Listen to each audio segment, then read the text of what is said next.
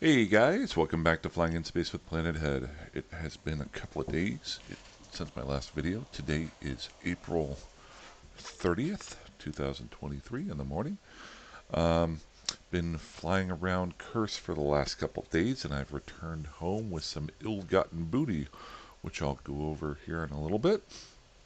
Just to give you an update of what's going on. Uh, First off, here in a second, I'll do a quick update as to what I've found out in Curse, as I've done a little bit of scouting out there. I'm going to head back out there probably later today and just keep flying around a bit because I find it kind of fun. Um, Second part I thought I would do is just to show you guys what I was able to snag while I was out there with this very basic character over the last couple of days, just flying part-time every 15-20 minutes a day. And then thirdly, just kind of do a little bit of an upgrade on the character and the ship before I head back out. When I say that, kind of the goal is to, every time I come back, just do a little bit of a um, uh, increase in the stats and the ship itself. And you'll see, if you've watched the last couple videos, you'll see that I'm flying a very, very, very basic exploration ship, Amicus. So as I keep doing this, I'll just slowly keep upgrading the things that I've gotten. So let's take a quick look at Curse here. Let me just grab there, there, and minimize that.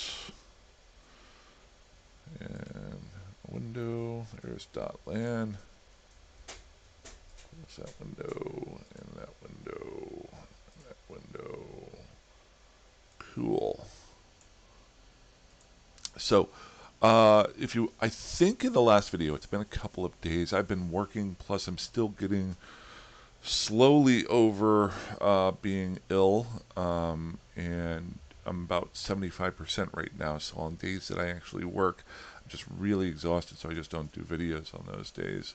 But today is day off. I'm feeling a lot more energy since the beginning of the day. And last week I started in, if I remember correctly, I started in the constellation of Heaven, which is basically the only. It's kind of interesting. It's the one system. This is all NPC nullsec here, but the systems in the region of Heaven are all named systems.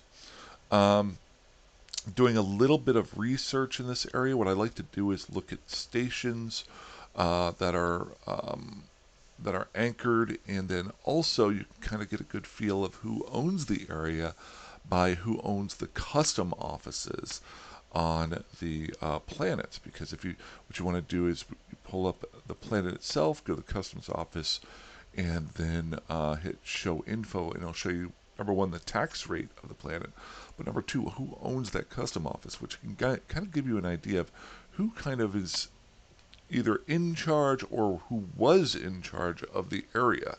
Um, Now, this being NPC nullsec, it's not territorially controlled by anybody, but you can move into these areas and kind of defend it on your own. So I have always liked NPC nullsec for that. Um, so what I found, and I'll have more specifics probably in a later video this week, um, is that Curse is very different from, let's just look at the map here, two other NPC nullsec systems that I've been in recently. I was out the Outer Ring, and I was out in Syndicate. Um, and Curse is down here. The Outer Ring, almost all of their customs offices here were controlled by the Initiative, who lives in Fountain. That is a big um, coalition or alliance that I think they're an alliance under the coalition of Goonsworm. If I remember correctly, it may have changed. It's been quite a while. Um, then Syndicate, most of their customs offices were owned by a single corporation, But when you do the research on it, it seems like they were very active. And while they're not affiliated with a another, uh, they're not part of an alliance, I could tell that they were working with other alliances and that sort of thing. So it seemed like at least the eastern side of Syndicate was that way. The major two differences between those two systems and Curse is I found that multiple areas here were, this was not completely controlled by one group. Um, I found some pandemic horde. I found some initiative. I found some just basic corporations that were controlling the customs offices. There were one or two of them that I wasn't completely sure whether or not that corporation was even active anymore. And that's one of those where you can do a little bit of research. And if you find out that they aren't active anymore, maybe you can take those over. But you have to be very careful because you don't want to poke a bear. So you want to watch out for what's going on. Um, so as I moved up into this area here, and I give you an idea, the other major difference between this area and the other two is this one doesn't have any, Curse does not have any asteroid belts. It's very similar to the Great Wildlands. Um, doesn't have any asteroid belts that you can mine out of it. Now it does have cosmic signatures that you can mine, but it doesn't have any stagnant asteroid belts. So somebody like me who does NPC ratting in the asteroid belts, it's a little bit tougher out here to find some things to shoot at. Um, so I spent some time here. I spent some time here. This is kind of a pass-through constellation because if you notice, you kind of have to go through here to get to anywhere else. I noticed this was kind of up in the air as far as who was in control of it. So that would be very interesting. I could see where some of your major groups would want to kind of keep this open so you can get back and forth through different areas. If I'm not mistaken, I think in Catch is where Pandemic Horde is, or Pandemic Legion, one of the two. I won't go super deep into that. Let's see here, Sovereignty. I'm not going to try to figure out these names and stuff like that. I bet you I could figure it out, but let's just click on one and see what we got here. Jamunda. So that's there. Yeah, I'm not going to worry about it. That's above my pay grade. Come on. Let's go back to one more. Thank you. So, one area. So you don't have any asteroid belts. You have a lot of opportunity possibly to move in here as a group because if you notice, there's a lot of pockets. I did spend some time here, and it was a little bit quiet. Here was a little bit quiet. There were a decent number of people, especially up in HLW Tech HP. Um, I so I got this far up right here. Then I took a hard right and headed down to this area here and checked it out. And I'm trying to remember. Maybe next video I'll bring it back up. Maybe I'll go back down here and check it out. I spent a little bit of time here. I did a quick run through, and I think there were one or two groups that were down in here. Uh-oh, somebody wants to play with the ball. Okay, ready? I may have to cut this video short. We'll try to keep it going for a little while. When she gets the ball out, it means that. Do you want to come up and say hi? Somebody's been in. It's been raining all day, so she's wet. Oh, I got a wet dog here. All right, we're gonna wait on you, puppy. There you go. Eat that for a little bit. I'll finish up the video. We'll dry you off, and we'll get you done. So, long story short, I'll probably spend a little bit more time down here, and I didn't take any runs down here. One interesting spot was HLW. I've spent a little bit of time here. There are probably 9 NPC stations here with multiple areas of production. So if that's something that interests you, this is a great little hub area, but I noticed that there was always at least one or two other player characters in that area, so you have to be a little bit careful for exploration. Somebody's trying to give me the ball. If that makes, I may have to keep doing that for a little while. She never brings me the ball. She'll bring it into the room and let me know that she wants. No biting. So, one kind of fun one, I think it was either VOL or KTAC-B. I had a guy trying to combat probe me down. I actually kind of enjoy that. He was really slow at it. So I was moving from save spot to save spot. So that was kind of fun. I spent probably 15, 20 minutes of doing that. I could have very easily gotten left there. But kind of the idea is bringing the ball to me. Okay, we'll learn from this. You got to let go of the ball. There you go. One thing, so I will be probably picking up a cloak to go back here, a basic cloak as I'm flying out here, just to be a little bit more safer. But I've set up all sorts of safe spots all over the place here, and it was very easy for me to get in and out this last time because I had perches and gates and things like that. So I did spend a lot of time doing that. So that's that. So I spent the last week out there, but I don't want to say I spent a lot of time playing, probably about 15, 30 minutes each day, just doing some scanning and stuff like that. I was able to leave with 83 million ISK in stuff, both from data sites and relic sites. I'll slowly be accumulating this stuff and making things out of it. Can I inject? Do I have? I've been getting some random. I must have all these already. Okay. I've been getting some random stuff here. Go ahead and drop this in. Good. Just going to drop it into. I am still living out of the career mission station.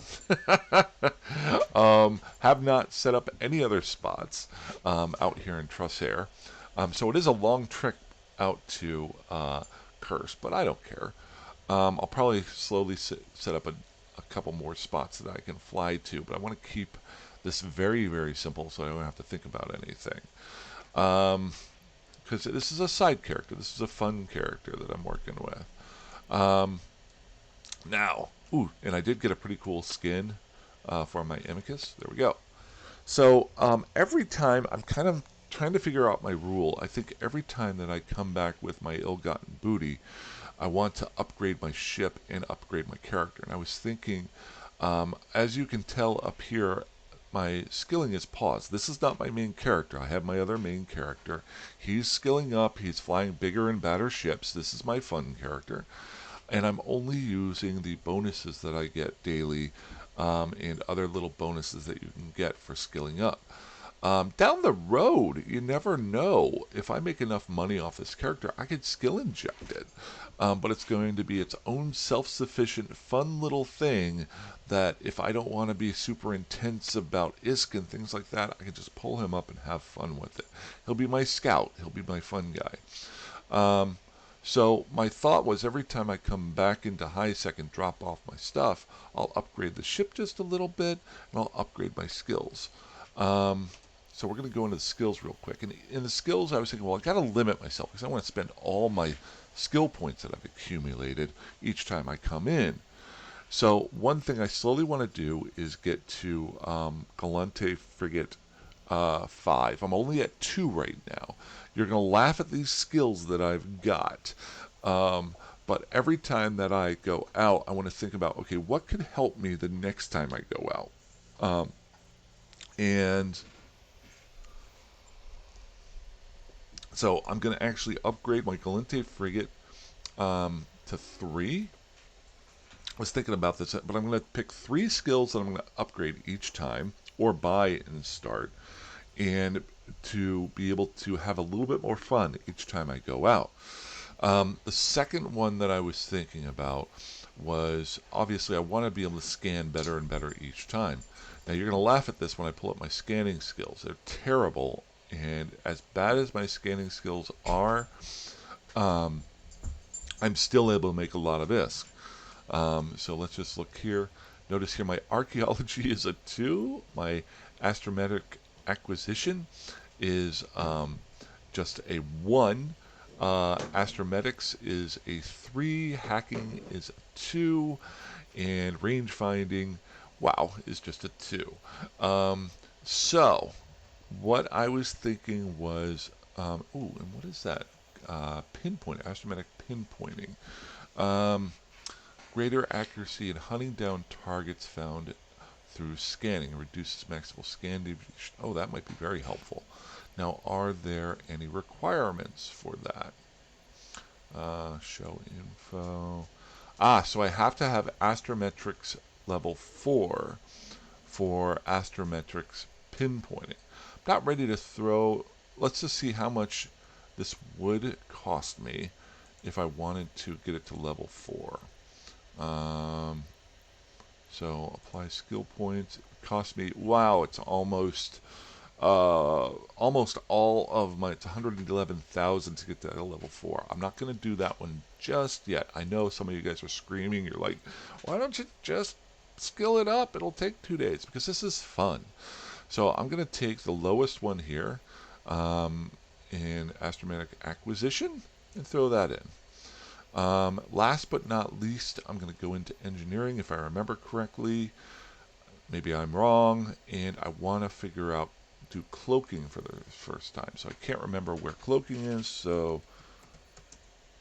let's find cloaking. There it is. Because that's the other one that I want to upgrade for this flight out there. I want to do a little bit of cloaking while I'm out there and slowly upgrade that. Let's see here.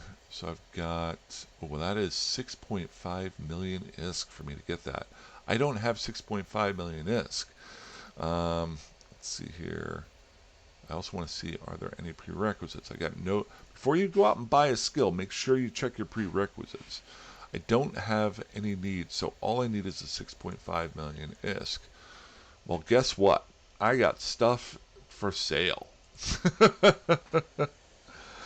So what I'll end up doing is probably going and selling off some of the stuff that I've gotten while I was flying out there. Probably what I'll end up selling are things that I know I won't be using right away or ever. Or things that I know that I can replenish. A lot of times, like these data cores, while can be very useful for right now, they're not. Right there, they're worth 11.6 million ISK. So just that little group of them. So I'll need to do a little bit of research as to what I want to sell, so then I can buy the cloaking. Then I'll go and I'll buy some upgrades to the ship, and then I'll fly back out to Curse and have a little bit of fun. I will double check. I think in 2-3 episodes I showed you guys where I started my production for making some rigs. I'm going to check that one blueprint that I set for being researched. I'll probably look at buying a second one and kind of get that going. But I won't bother you with that. I'll probably do a video way down the road. So that's all I've got for today.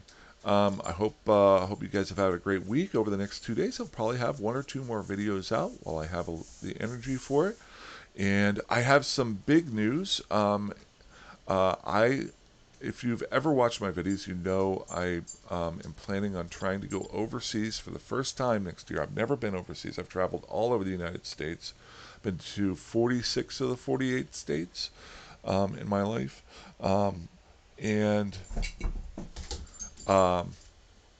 But I am planning on going to Eve FanFest this year for the first time. And yesterday, and I got the ticket, the FanFest ticket last year. Yesterday I ordered my hotel rooms for while I'm there. So it's becoming more of a solid, this is where you're going to be. Well, I got hotel rooms for the first half of the week that I'm going to be there. So I'll do an update on that. So that's all I got. The dog now is bringing the ball back to me, so I need to keep, and she is super wet. Ah, do not jump up here. No, no, no. You're so cute. I want to show you. Let's see if we can do this here. This is what I'm dealing with right now. I'm gonna try. I don't know if this will work. This is what I'm dealing with right now. I don't know. Ah! Ah, wet! Wet! Okay. I don't know if that showed anything. I'm not a cameraman. I just kind of do stuff the way I do it. Something running still? There we go. I don't know if you could see that. I'll watch the video. That's all I got for today, guys. I will talk to you soon. Fly safe, fly dangerously, fly however that you want, and have a good one. Bye-bye.